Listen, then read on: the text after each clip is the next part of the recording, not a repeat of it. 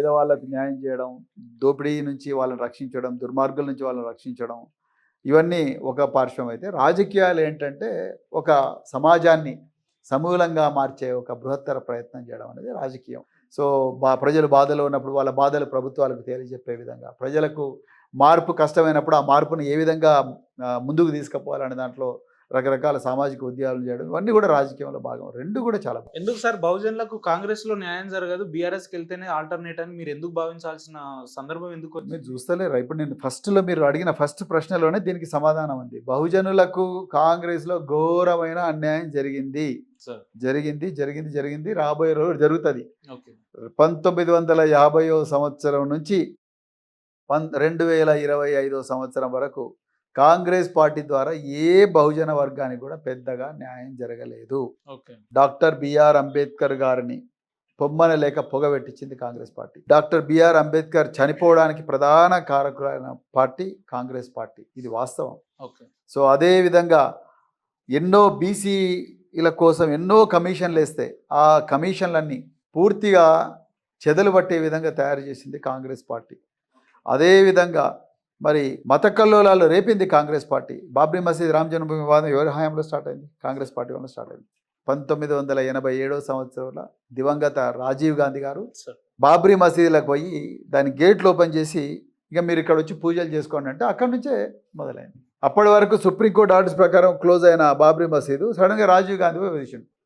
ఆయన రాజకీయ ప్రయోజనాల కోసం చేసిండు. ఎన్ని వేల మంది ముస్లింలు, హిందువులు చచ్చిపోయినారు, రైట్? ఎన్ని వేల మంది చచ్చిపోయినారు అంటే మనుషుల ప్రాణాలకు లెక్కలేదా? ఈ దేశంలో మత కలహాలని, పెద్ద పెద్ద మత కలహాలు జరిగినవన్నీ కూడా కాంగ్రెస్ హయాంలో జరిగినాయి, రైట్? ఈ దేశంలో జరిగిన కుంభకోణాలన్నీ కూడా కాంగ్రెస్ హయాంలో జరిగినాయి, రైట్? ఆ కుంభకోణాలని చేసిన వాళ్ళందరూ కూడా ఆధిపత్య వర్గాలే. ఈరోజు తెలంగాణలో మొత్తం కాంట్రాక్ట్లన్నీ కూడా ఎవరికి ఇస్తున్నాడు? కాంగ్రెస్ వాళ్ళు ఆధిపత్య వర్గాలకు ఇస్తున్నాడు, రైట్? మరి బహుజన వర్గాలు ఉన్నప్పుడు కూడా అదే జరిగింది కదా. బహుజన నేను చెప్పేది మేమందరం మా డిపార్ట్మెంట్లో అంతా కూడా మేమంతా బహుజన వర్గాలకి ఇచ్చినాం. చాలా డిపార్ట్మెంట్స్లో ఇచ్చినాం, అది బయట తెలియదు. కానీ సో ఇప్పుడు వీళ్ళు ఒక్కరికన్నా బహుజనులకు కాంట్రాక్ట్లు ఇచ్చిండ్రా కాంగ్రెస్ వాళ్ళు? ఒక జీవోన తీసినప్పుడు ఇవ్వాలని ఈ బహుజనాలకు ఆ సంపద రావడం కోసం సృష్టించిన ఎస్సీ, ఎస్టీ, బీసీ కార్పొరేషన్లు ఉన్నాయి, మైనారిటీ కార్పొరేషన్, ఒక్క పైసాన్ని ఇచ్చిండ్రా వీళ్ళు? ఇవ్వలే. మరి ఎట్లా అవుతుందండి? ఎట్లా కాంగ్రెస్ బహుజనులకు న్యాయం చేస్తాను అనుకుంటున్నాం మనం? కామారెడ్డి డిక్లరేషన్ సాక్షిగా బీసీలను మోసం చేసిండ్రు, వరంగల్ డిక్లరేషన్ సాక్షిగా, వరంగల్ సాక్షిగా రైతులను మోసం చేసిండ్రు, చేవెల సాక్షిగా ఎస్సీలను మోసం చేసిండ్రు, ఇంద్రవెల్లి సాక్షిగా ఎస్టీలను మోసం చేసిండ్రు, సరూర్ నగర్ సాక్షిగా విద్యార్థులను మోసం.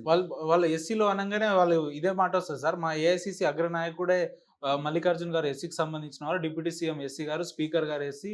At the same time Osmania university చరిత్రలోనే ఆర్ట్స్ కాలేజ్కి ఎస్సీ ప్రిన్సిపల్గా ఎప్పుడు నియమించలే, మేము నియమించినాం అంటారు, వీసీగా మేము పెట్టినాం అంటారు. సో ఈ 100 ఎగ్జాంపుల్స్ చెప్తున్నారు అంతే. వాళ్ళని చూపించి వెనుక నుంచి అంతా కూడా దోపిడీ అంతా కూడా వెలి చేసుకుంటున్నారు. వాళ్ళని ఊకే ముందర పెట్టినరు. మల్లికార్జున ఖర్గే, ప్రసాద్ కుమార్, మల్లు బట్టి విక్రమార్క, దాని తర్వాత ఇంకొక ఆయన కాసిం లాంటి వాళ్ళని ముందర పెట్టినరు. వెనుక నుంచి దోపిడీ అంతా కూడా నిరంతరాయంగా వాళ్ళే చేసుకుంటారు. మరి అటప్పుడు కొడంగల్ నారాయణపేట ఎస్సీల కాంట్రాక్ట్ ఇవ్వమని చెప్పండి. కొడంగల్ నారాయణపేట 4,000 కోట్లు ఉన్నాయి కదా, ఎస్సీల కాంట్రాక్ట్ ఇవ్వమని చెప్పండి. ఇలా చుట్టూ మొత్తం వీళ్ళన్నీ కంపెనీలు పెడతా ఉన్నారు కదా, ఎస్సీల కంపెనీలు పెట్టించండి. మీరు మొబిలైజేషన్ అడ్వాన్స్లు ఇచ్చి కంపెనీలు పెట్టించండి. ఎందుకు పెడతలేరు?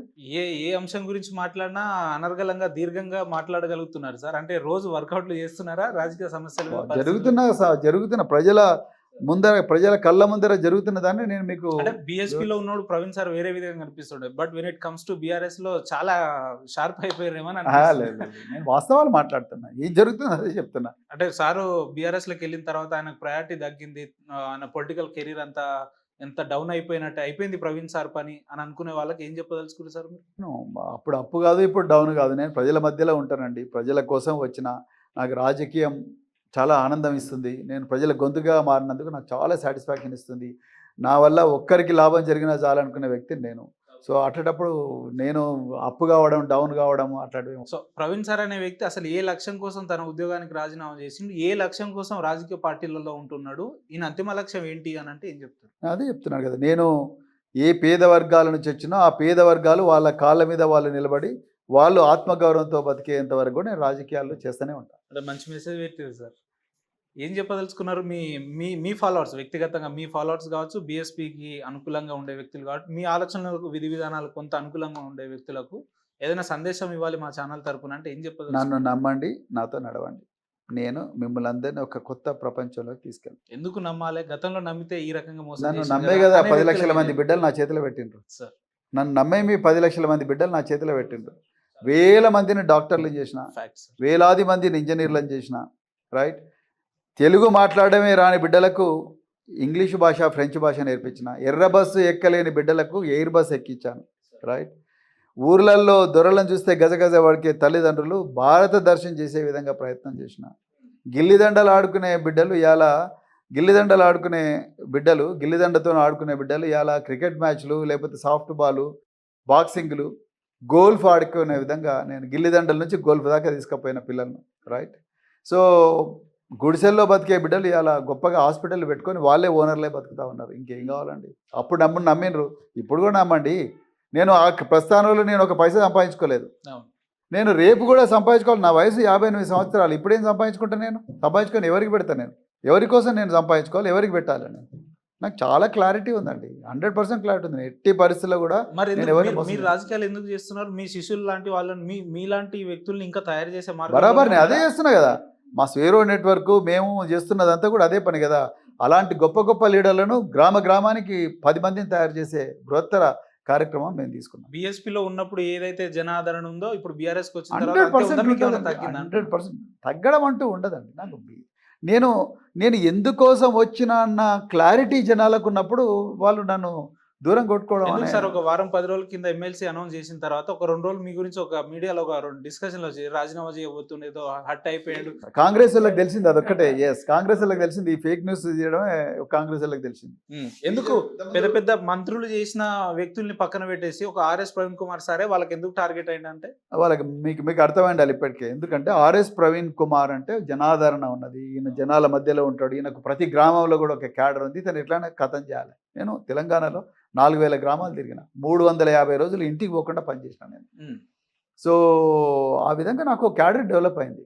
ఆ క్యాడర్ అంతా కూడా ఇప్పుడు కథం చేసి ఇతను అందరి ముందర బదనాం చేస్తే మన పబ్బం గడుపుకోవచ్చు అని కాంగ్రెస్, బీజేపీలు కంటిన్యూస్గా ఆలోచిస్తుంటాయి. కానీ నేను అట్లా ప్రజలంతా బహుజనులు అనే పదం ఆర్ఎస్ ప్రవీణ్ సార్ మైండ్ లో ఎప్పటికైనా ఉంటుందా? వారి కోసం వారు ఎప్పుడు పనిచేస్తూనే ఉంటారా, 100% లేదంటే మర్చిపోయిందా, కలుషితం అయిపోయిందా అనేది 100% ఉంటుంది. నా అనుకున్న మహనీయులే దానికి సాక్షి.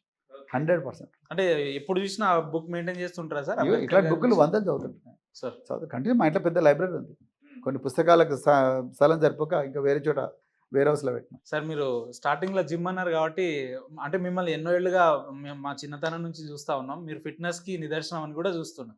సో ఇప్పుడుకి అదే ఫిట్నెస్ 100%. గత 38 సంవత్సరాల నుంచి నేను రోజుకు 5 కిలోమీటర్లు రన్నింగ్ అనే చేస్తాను, లేకపోతే వాకింగ్ అని చేస్తాను. రోజుకు 5 కిలోమీటర్లు పర్ డే. -30 డిగ్రీ సెంటిగ్రేడ్లో కూడా. How is possible sir? మీకు ఎట్లా సాధ్యం అవుతుంది? మనిషి బ్రష్ చేసుకోవడం ఎంత ఏమంటారు స్వాభావికమో, నేను ప్రవీణ్ కుమార్ రన్నింగ్ చేయడం కూడా అంతే.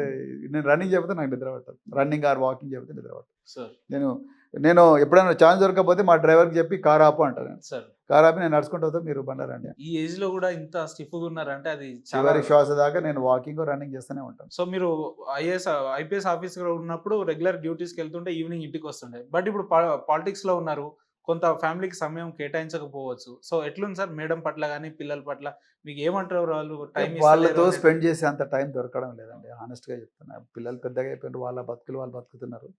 సో మా వైఫ్ ఆమె జాబ్ చేస్తున్నారు కాబట్టి ఆమె జాబ్లో బిజీగా ఉంటారు. సో మాకు ఇక నాకంతా రాజకీయము, ఈ సామాజిక కార్యక్రమాలే చాలా బిజీగా ఉంటాయి కాబట్టి అదైతే ఆ ప్లెజర్ నాకైతే దొరకలేదు. మీరు ఇప్పుడు చూస్తే కేవలం ఒక బీఆర్ఎస్ నాయకులుగానే ఉన్నారు, ఒక ఎమ్మెల్యే కాదు, ఎంపీ కాదు, మీరు అధికారంలో కూడా లేడు. అయినా ఎందుకు సార్ మీ ఆఫీస్ మార్నింగ్ నుంచి ఈవినింగ్ వరకు ఎన్నో ఇష్యూస్ ని రేజ్ చేసుకుంటే చాలా మంది మిమ్మల్ని విజిట్ చెప్పాను చేస్తున్నారు కదా, నాకు గత 15-20 సంవత్సరాల నుంచి నాకంటూ ఒక అభిమానులు, ఫాలోయర్స్, నన్ను నమ్ముకునే వాళ్ళు, తర్వాత నా వల్ల పనులు అయితే అనుకునే వాళ్ళు చాలా మంది వస్తూ ఉంటారు. వచ్చిన అందరికి కూడా నేను ఇప్పుడు అబద్ధాలు చెప్పాను. నాతో ఇది అవుతుందంటే ఇది అవుతుంది, ఇది కాదంటే కాదు.